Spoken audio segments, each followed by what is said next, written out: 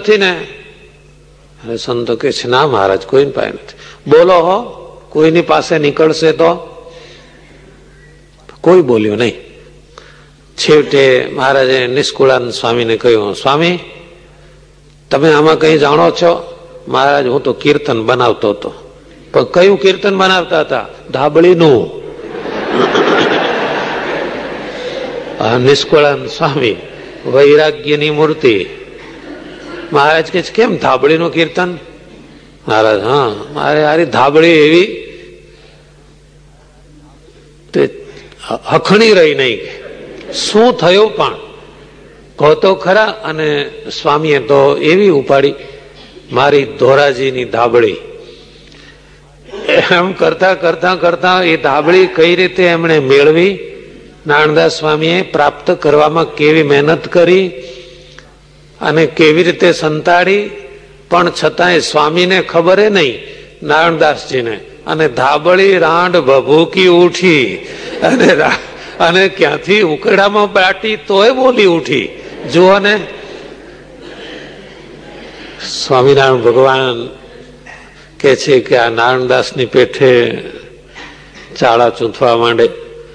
પણ ધ્યાન રાખજો, આવી વાત સાંભળીને તમે મનમાં આ સંતોના વિશેના માર્ક ઘટાડતા નહીં.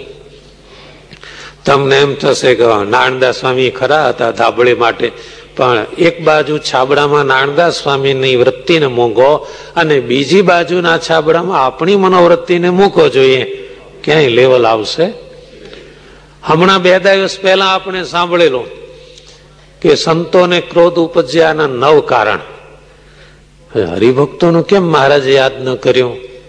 કારણ કે મહારાજ જાણતા હતા કે જો હરિભક્તોનું યાદ કરશું તો બીજા 5 વચનામૃતો વધી જાય, એટલું બધું મેટર થશે. સાધુને ક્રોધ ઉપજ્યાના 9 કારણ. હરિભક્તોને કેટલા? આગળ 1 મીંડું લગાડવું કે 2? કેટલા લગાડવા? એટલે પછી મહારાજ બોલ્યા નહીં. એટલે નારણદાસ સ્વામી શ્રીજી મહારાજ છતાંના સંત હતા, પણ આ એક મનોવૃત્તિનો આ એક સ્ખલન, એક સામાન્ય ગણાય, પણ સ્વામીએ આચરી બતાવેલો. નહીં તો બીજા કોઈ જેવા તેવા હોય અને સભામાં આપણે અહીં આગળ નામ લેવાય કે આ ભાઈની જેમ ચાળા ચૂથે તો કેવી દશા થાય.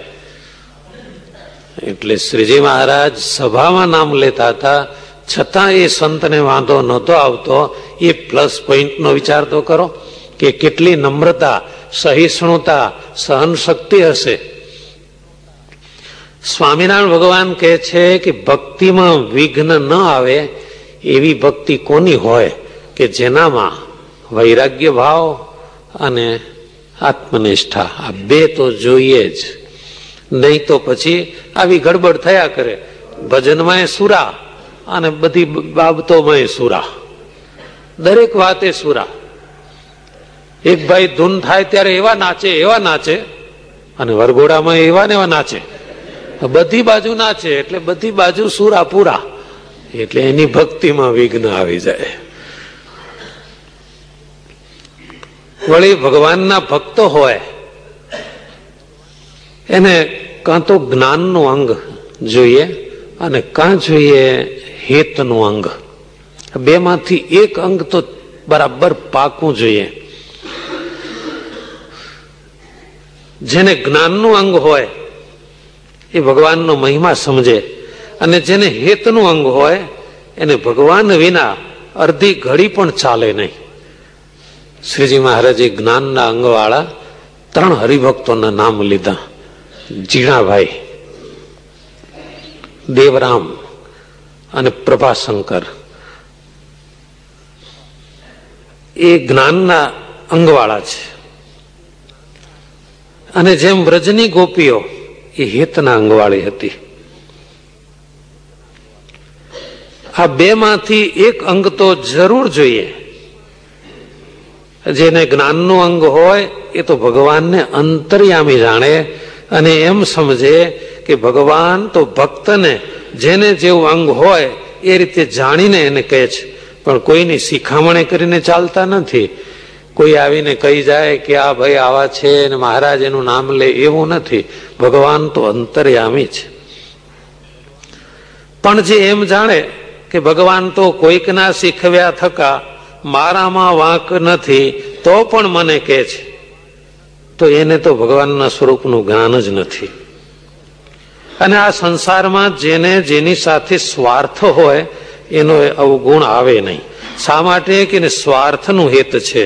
એમ ભગવાન સાથે જન્મ મરણના ભય થકી છૂટવાનો સ્વાર્થ જાણ્યો હોય તો એને ક્યારે પણ ભગવાનનો અભાવ ના આવે. અને જેને એમ લાગતું હોય કે ભગવાન તો કોઈકના ફેરવ્યા ફરી જાય છે, તો એને તો જ્ઞાનનું અંગે નથી અને હેતનું અંગે નથી. પછી શ્રીજી મહારાજ સંતોને કહે છે, બોલો તમારે કયો અંગ છે? ત્યારે સર્વ પરમહંસે કહ્યું, અમારે તો જ્ઞાનનું અંગ છે. પછી શ્રીજી મહારાજ બોલ્યા કે જેને હેતનું અંગ હોય એ તો પોતાના પ્રિયતમ એને અર્થે જે ન કરવાનું હોય એ પણ થાય. જેને હેત હોય ને એનામાં સમર્પણની ભાવના હોય, બલિદાનની, આ હોમ કરવાની મનોવૃત્તિ હોય. જેને હેત હોય એને શું ન થાય?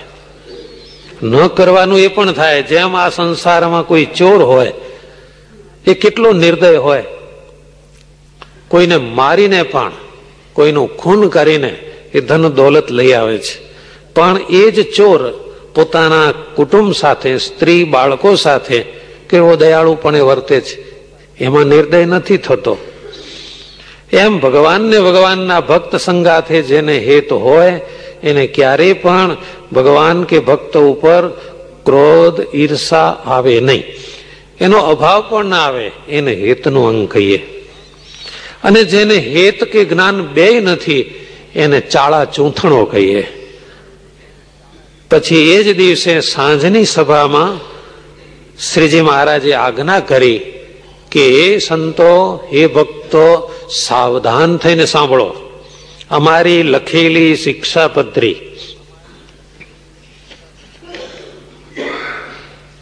આ વચનામૃત 82ની સાલનું છે, વૈશાખ વદ એકાદશીનું. શિક્ષાપત્રી લખાઈ 82માં મહા સુધી પાંચમના. એટલે આટલા સમય પછી શ્રીજી મહારાજ ફરીથી આ વાત યાદ કરાવે છે. શિક્ષાપત્રીમાં આ આજ્ઞા શ્રીજી મહારાજે કરી જ છે. તેમ છતાં કદાચ કોઈ હરિભક્તોના હૈયામાં હજુ નહીં ઉતર્યું હોય એટલે સ્વામિનારાયણ ભગવાન ફરીથી યાદ દેવરાવે છે કે અમારી લખેલી જે શિક્ષાપત્રી એનો પાઠ અમારા આશ્રિત ત્યાગી, સાધુ, બ્રહ્મચારી, ગૃહસ્થ, બાઈ અને ભાઈ એમણે નિત્ય કરવો. જો એક ને કોઈને મહારાજે આમાંથી બાદ નથી ગણ્યા, બાઈ ભાઈ બધા જ. પણ જેને ભણતા ન આવડતું હોય એને નિત્ય શ્રવણ કરવું. કારણ કે એ સમય એવો હતો કે ભણેલા કરતા ન ભણ્યા હોય એની સંખ્યા વધારે હતી. એટલે જેને ભણતા ન આવડતું હોય, એટલે કે વાંચતા ન આવડતું હોય, એને દરરોજ શ્રવણ કરવું. જેને શ્રવણ કરવાનો યોગ ન હોય, એટલે ઘરમાંથી એકે માણસ એવો ન હોય કે જે વાંચી શકે, શ્રવણ કરવાનો યોગ ન હોય એને શિક્ષાપત્રીની પૂજા કરવી. એવી રીતે તો અમે શિક્ષાપત્રીમાં જ લખ્યું છે. પણ અહીં આગળ એક વિશેષ, એ ત્રણમાંથી જેને ફેર પડે, એટલે કે ત્રણમાંથી એક પણ ના કરી શકો, જે દિવસે સવારે શિક્ષાપત્રી વાંચી શકાય નહીં, સાંભળવાની પણ સાનુકૂળતા ન મળી, શિક્ષાપત્રીની પૂજા ન કરી શકો, એ ત્રણે ન થાય તો એ દિવસે ઉપવાસ કરવો, એવી અમારી આજ્ઞા છે. આ વાત ઉપરથી એટલો તો ખ્યાલ આવે ને કે શિક્ષાપત્રીનો મહિમા કેટલો છે. જ્યારે શ્રીજી મહારાજ સ્વયં કહે છે આ ત્રણમાંથી એકે ના આચરી શકો તો ઉપવાસ કરજો, એવી રીતની શ્રીજી મહારાજની આજ્ઞા એને પાળવાનો નિયમ બધાએ ધાર્યો કે હે મહારાજ તમે કહો છો એમ જ કરીશું. પછી શ્રીજી મહારાજ પ્રસન્ન થઈને સર્વ સંતોને, સર્વ બ્રહ્મચારીને મળતા હવા, એટલે કે સંતોને, બ્રહ્મચારીને મહારાજ ભેટ્યા.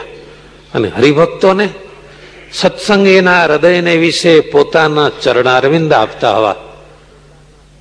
ભક્તજનોના હૃદયમાં એટલે કે છાતીમાં મહારાજના ચરણારવિંદ સ્પર્શ પ્રત્યક્ષ મળ્યો. કેવા રાજી થઈ ગયા હશે.